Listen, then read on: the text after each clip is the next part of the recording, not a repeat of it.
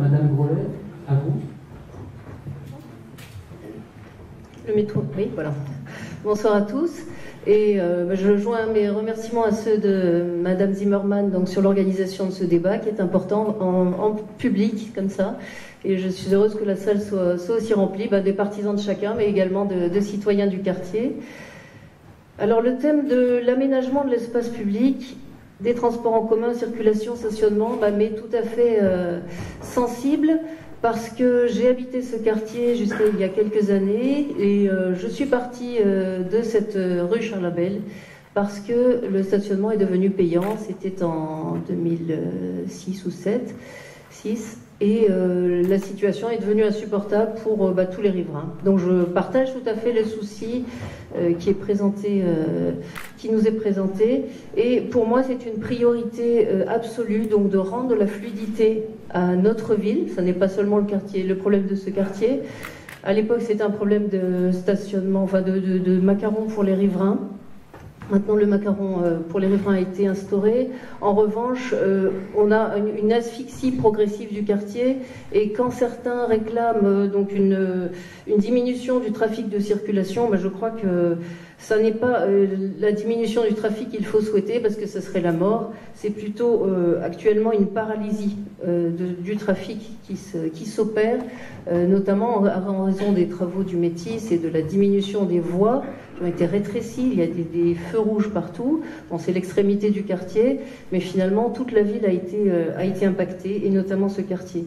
Donc pour nous, la priorité, c'est de résorber les embouteillages dans les différents points noirs que sont le carrefour de Sainte-Thérèse, celui de la rue Clovis et du passage du Sablon, la circulation du 20e corps qui est trop rapide, et celle de l'avenue de Nancy font profiter ce quartier d'une certaine vitalité. Je crois que les commerces ne survivraient pas si on chassait les voitures, et je suis personnellement très réticente devant ce projet de requalification de Bon Secours qui implique une piétonisation d'une partie du quartier. Je crois que les voies piétonnes, c'est très séduisant, c'est peut-être bien pour les bobos, mais des voies piétonnes, il y en a déjà beaucoup à Metz, et notre ville a besoin de vitalité, encore une fois. Et c'est d'ailleurs donc ce problème du stationnement qui est souvent évoqué par les commerçants que j'ai rencontrés lors des entretiens.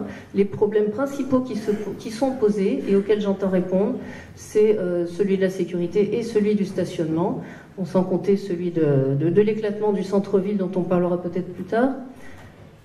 Sur le stationnement, notre projet il est bien simple, c'est une priorité absolue dans l'état de notre ville actuelle qui décline, c'est de rendre le stationnement en voirie gratuit dans toute la ville, en impliquant évidemment la création de zones bleues, là où il y a des tensions et où il y a une nécessité d'avoir une rotation.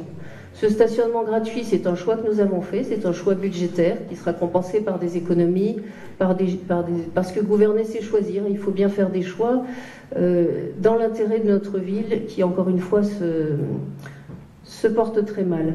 Ce stationnement gratuit permettra d'une part aux personnes de se garer devant chez elles sans avoir ce souci comme on le faisait il y a 20 ans. Les voies étaient gratuites et on s'en portait pas plus mal. Il y a évidemment une nécessité de trouver des parkings, de créer des parkings gratuits également. Nous voulons par exemple sur la ZAC de l'amphithéâtre, qui est actuellement plus une ZUP avec son terrain vague, créer un grand parking gratuit qui permettra aux personnes d'éviter, notamment ceux qui fréquentent la gare, d'éviter de rentrer dans différents quartiers comme le Sablon ou comme ce quartier de Nouvelle-Ville pour s'y garer toute la journée, voire toute la semaine, occupant des places gratuites. Cela permettra donc une certaine fluidité de la circulation, cela permettra aux personnes résidentes de stationner plus facilement, et puis à tous les visiteurs, les touristes, etc., de fréquenter notre ville, et les clients des commerces également.